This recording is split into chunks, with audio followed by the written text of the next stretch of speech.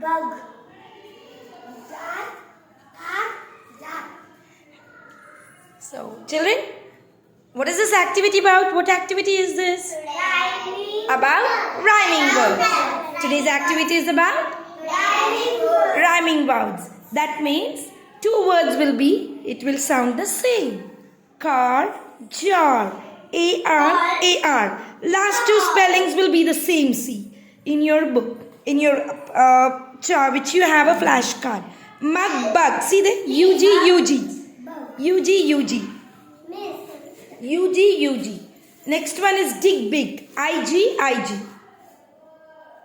Next one is sun bun. U-N. Yes, last two words. Cat, bat. A-T.